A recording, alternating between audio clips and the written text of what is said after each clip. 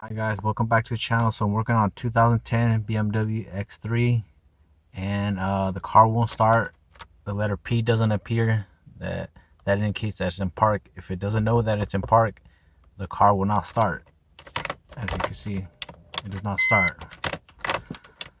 So this is one way you could do it in an emergency situation. Let's go to the fuse box in the front, and there's a cover. You're gonna take these. There's a cover. There's four. I believe they're either T20, T25. You don't have to take them all the way out. Just about there. This cover goes on top of here. You take this off. You're gonna look for this connector. So this connector has basically two harnesses basically together. There's this clip on the side right here. You pull it up and you slide this out. You're gonna look, the wire you're gonna look for is pin 39, which is this, the second one from the back to the front is this one right here. 39. It also has numbers on there, so you can count it. This is 42, 41, 40, and 39.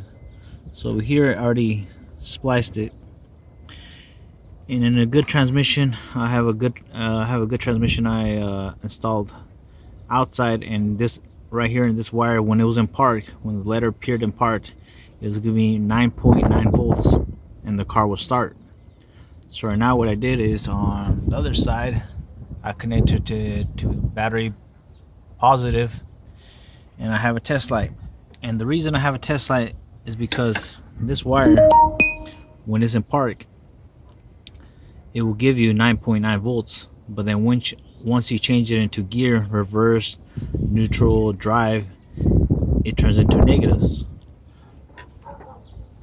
So I put this in there. So let me hook all this back together, and I will show you that even though and this is only for emergency purposes only. I'm gonna try to do this with one hand, see if I could do it. I have to put everything back together. Let me pause it and then I'll continue.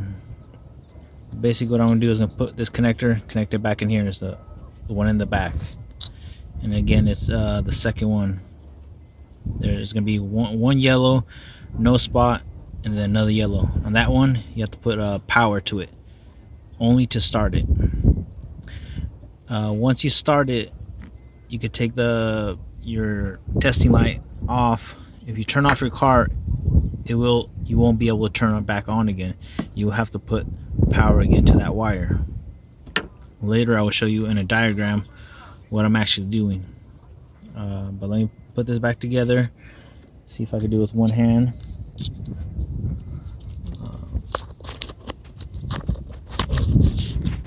So you can see it slides back in. So there, let's put it back in here. So it's this wire right here, pin number 39. Put the testing light there, and that's giving it power. We're gonna go back into the car, and as you can see, it's still, the P doesn't appear. It just kind of flashes and it goes away, but the car will start.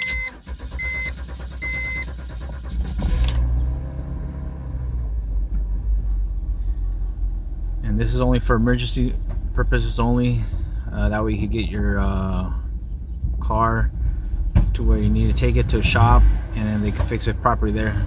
This car is having transmission issues, and once I get that fixed, this light should come up, should not appear. And let me show you, if I take out the testing light, what will happen. So right now it started. If I take out the testing light,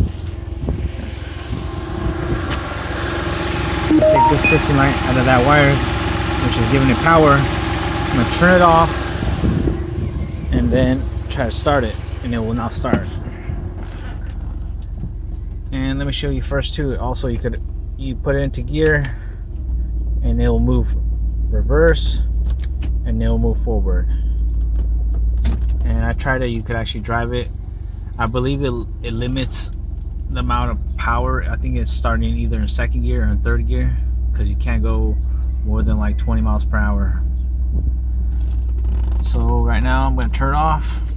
I have it in park. Turn it off. Try to turn it back on. It won't turn on. We hook up that wire up again and it will start on. So if this video was helpful to you guys, let me know and I'll make more videos about BMWs and the problems that these cars have. They're really complicated.